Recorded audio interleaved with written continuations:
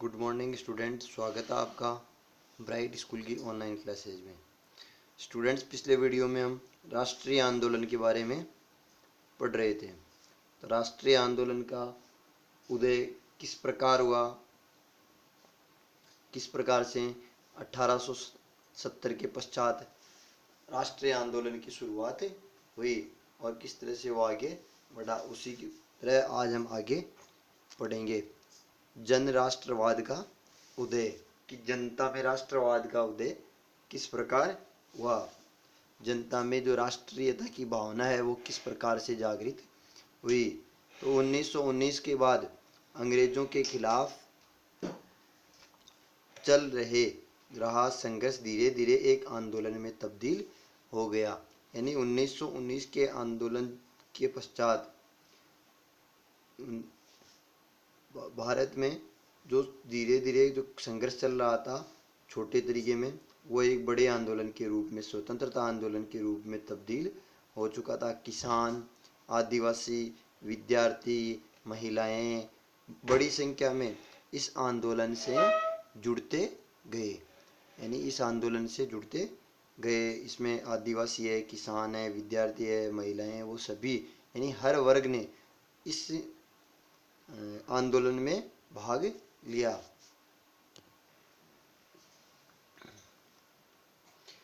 तो इसमें हर वर्ग के लोगों ने भाग लिया। 20 के दशक में से कुछ खास व्यावसायिक समूह भी कांग्रेस को सक्रिय समर्थन देने लगे थे। इसका प्रमुख कारण था प्रथम विश्व युद्ध के कारण भारत की आर्थिक और राजनीतिक स्थिति डगमगा गई थी। यानी 20 के दशक के बाद में प्रथम विश्व युद्ध के कारण जो भारत की जो आर्थिक स्थिति थी वो अत्यधिक कमजोर हो गई थी। विश्व युद्ध में जो अंग्रेजों के द्वारा अपार जो खर्च था वो किया गया था सेना के ऊपर, युद्ध में गोला बारूद खरीदने के लिए जो भी खर्च हुआ था उससे भारत की जो आर्थिक स्थिति थी वो अत्यधिक कमजोर हो गई, इनकम कम हो गई थी।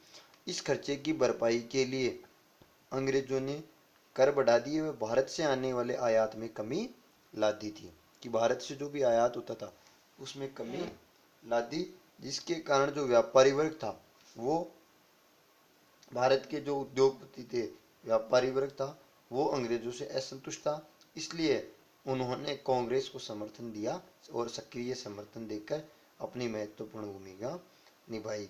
इसके अलावा 1970 में रूस की क्रांति से भी भारतीय जनता अत्यधिक प्रभावित हुई व राष्ट्रवादियों को एक नई प्रेरणा मिली, जिसके कारण जन राष्ट्रवाद का उदय हुआ। नेक्स्ट है महात्मा गांधी का आगमन, कि अब वो महात्मा गांधी जो प्रमुख नेता के रूप में किस तरह से उभर कर आए, उनका आगमन किस प्रकार हुआ, इसके बारे में पढ़ेंगे। तो गांधी जी ने 46 वर्ष की उम्र में 1915 में दक्षिण अफ्रीका से भारत लौटे थे। यानी 1915 में दक्षिण अफ्रीका से वो भारत आए थे। वे वहाँ पर नस्ल भेदी पाबंदियों के खिलाफ अहिंसक आंदोलन चला रहे थे। रंग के आधार पर जो भेदभाव किया जा रहा था, काले गोरे के आधार पर, उस भेदभाव को मिटाने के लिए उन्होंने अफ्रीका में एक लंबा आंदोलन चलाया था। इसकी वजह से उन्हें हर वर्ग, जाति, समुदाय के लोगों से मिलने का मौका मिला। उन्होंने भारत आकर शुरू में चंपारण, खेड़ा और अहमदाबाद के स्थानीय आंदोलन में के द्वारा जनता का नेतृत्व किया। वह एक मुख्य नेता के रूप में पहचान बनाई। यानी धीरे धीरे पहले उन्होंने शुरुआती में जो स्थानीय आंदोलन थे उनमें भाग लिया और फिर एक राष्ट्रीय नेता के रूप में अपनी पहचान बनाई। बाद में उन्होंने सवनिया अवज्ञा आंदोलन है, असहयोग आंदोलन है, भारत छोड़ो आंदोलन है, ये बड़े बड़े आंदोलन चलाकर भारतीय स्वतंत्रता संग्राम में अपना महत्वपूर्ण योगदान दिया था। अब है रोलट एक्ट। रोलट एक्ट या रोलट सत्याग्रह क्या था? क्वेश्चन आता है कि रोलट सत्याग्रह से आप क्या समझते हैं, रोलट सत्याग्रह क्या था, वह इसका विरोध क्यों किया गया? तो रोलट एक्ट या रोलट सत्याग्रह एक ऐसा कानून पारित किया गया था 1919 में, जिसमें सरकार का विरोध करने वाले किसी भी व्यक्ति को सरकार है वो लंबे समय तक जेल में डाल सकती थी। यानी अगर अंग्रेजों की कोई बुराई करता या विरोध करता किसी भी कार्य का, तो उसको पकड़कर लंबे समय के लिए जेल में डाल देती थी, बंदी बना लेती थी। तो 1919 में गांधी जी ने अंग्रेजों द्वारा हाल ही में जो पारित किया गया था रोलट एक्ट के खिलाफ सत्याग्रह का आह्वान किया। और इस कानून की और यह कानून अभिव्यक्ति की स्वतंत्रता जैसे मूलभूत अधिकारों पर अंकुश लगाने और पुलिस को और ज्यादा अधिकार देने के लिए लागू किया गया था। इसका कारण था कि जो व्यक्ति की जो अभिव्यक्ति, बोलने की जो स्वतंत्रता है, अपने मन के विचारों को बोलने की जो स्वतंत्रता है, उस पर एक तरह से पाबंदी लगाना, जो मूलभूत अधिकार है। और उसके अलावा पुलिस को और ज़्यादा अधिकार देने के लिए ये कानून लागू किया गया था। उन्होंने इस कानून को शैतान की करतूत और निरंकुशवादी बताया था। प्रश्न आ सकता है कि शैतान का करतूत किसे कहा गया था? तो रोलट सत्याग्रह को शैतान की करतूत बताया गया था। गांधी जी पर के आह्वान पर 6 अप्रैल 1919 को अहिंसक विरोध दिवस के रूप में, अपमान व यातना दिवस के रूप में मनाया गया। यानी 6 अप्रैल को अहिंसक विरोध दिवस या अपमान व यातना दिवस के रूप में मनाया गया। हड़तालें की गई। सरकार ने इस आंदोलन को कुचलने के लिए दमनकारी रास्ता अपनाया, यानी क्रूरतापूर्वक तरीके से इस आंदोलन को दबाया। अब इसी का उदाहरण है जलियांवाला बाग हत्याकांड। तो 13 अप्रैल 1919 को अमृतसर के जलियांवाला बाग में रोलट एक्ट के विरुद्ध एक विशाल जनसभा चल रही थी। अमृतसर में नियुक्त अंग्रेज जनरल डायर ने इस सभा को गैर कानूनी घोषित कर दिया कि ये सरकार के लिए सही नहीं है, किंतु सभा पर प्रतिबंध लगाने के लिए कोई नोटिस जारी नहीं किया गया। सभा में हजारों लोग इकट्ठा हो गए। तब जनरल डायर ने 200 भारतीय और 50 अंग्रेजी सैनिकों को साथ लेकर जलियांवाला बाग पहुंचा और मशीन गन से उन पर अंधाधुंध गोलियां बरसाई गई। सभा में 8 से 10 हजार व्यक्ति उपस्थित थे, जिन पर बिना चेतावनी के गोलियां बरसाई गई तथा जब तक बरसाई गई तब तक कि उनकी जब गोला बारूद वो पूरी तरह से खत्म न हो गया हो।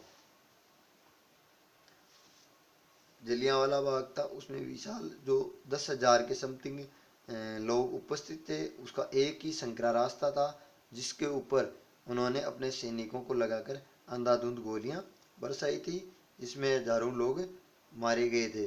सरकारी रिपोर्ट के अनुसार केवल 400 व्यक्ति मारे गए व 1 से 2,000 के बीच व्यक्ति घायल हुए थे। लेकिन वास्तविक रूप से देखें तो इसमें वो हजारों लोग एक साथ मारे गए थे। इस हत्याकांड के समस्त देश में असंतोष की घृणा फैल गई। इस हत्याकांड के कारण पूरे देश में असंतोष की जो घृणा थी वो पूरे देश में अंग्रेजों के खिलाफ फैल गई। अंग्रेज जो जनरल डायर था उसको इंग्लैंड में उसकी इस हरकत के लिए सम्मानित भी किया गया। इस नरसंहार पर रविंद्रनाथ टैगोर ने अपनी पीड़ा और गुस्सा जताते हुए नाइटहुड की जो उपाधि थी वो वापस लौटा दी थी। इस प्रकार जलियांवाला बाग एक महत्वपूर्ण घटना थी जो भारत के लोगों के अंदर अंग्रेजों के खिलाफ असंतोष व्याप्त करने में अपनी महत्वपूर्ण जो भूमिका निभाई उन्होंने, और जिसके कारण भारत में जनराष्ट्रवाद का उदय हुआ और लोगों ने, हर वर्ग ने, हर समुदाय ने इस आंदोलन में बढ़ चढ़कर हिस्सा लिया व अपने देश को आज़ाद कराने के लिए मर मिटने का प्रण लिया। इस प्रकार राष्ट्रीय आंदोलन का उदय हुआ। नेक्स्ट में हम असहयोग आंदोलन, भारत छोड़ो आंदोलन, स्वदेशी आंदोलन, इनके बारे में विस्तार से पढ़ेंगे। क्वेश्चन आ सकते हैं, भारत में राष्ट्रवाद का उदय वो किस प्रकार हुआ, रोलट एक्ट क्या था, जलियांवाला बाग हत्याकांड का वर्णन कीजिए। तो इनका उत्तर हम आसानी से दे सकते हैं।